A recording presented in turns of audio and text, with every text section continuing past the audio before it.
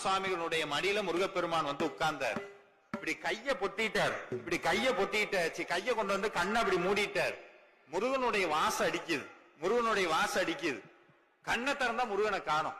தவிக்கிறார் பாம்பன் சுவாமிகள். ஐயோ, அந்த பிஞ்சு கைய பிடிக்காம விட்டுட்டனேன்னு அழுகிறார். அழுது ஒரு பாட்டு பாடினார். வேர் குளவி வேட்கை. என்னதுங்க? வேர் குளவி வேட்கைன்னு. இன்னைக்கும் அந்த வேர்க்குளவி வேட்கை யாரெல்லாம் பாராயணம் பண்றாங்களோ அவங்க குழந்தை பாக்கி விரைவில் கிடைக்கும். அந்த வேர்க்குளவி வேட்கையில சாமி சொல்றார், முருகப்பெருமான் வந்தானா, வேல் வச்சிருந்தானா, சின்ன பையன் கண்ணுக்கு எட்ட தூரமெல்லாம் நிக்கிறான், பாக்குறான், ஓடுறான், ஒளியறான். இது எல்லாத்துக்கும் நடக்கும். அதே மாதிரி இந்த குழந்தை உங்க மடியில வந்து உட்காரும். அப்ப ரெண்டு கண்ணத்தை இப்படி தடவும். உனக்கு என்ன வேணும், எதுக்கு என்னை கூப்பிட்ட? அப்ப முருகன்ட்ட என்ன சொல்லணும்? எனக்கு எதுவும் வேண்டாம், எதுவும் வேண்டாம், நீ இருந்தா போதும், என்னைக்கும் நீ இருந்தா போதும்னு அந்த ஒரு பிரார்த்தனையை சொல்லுங்க.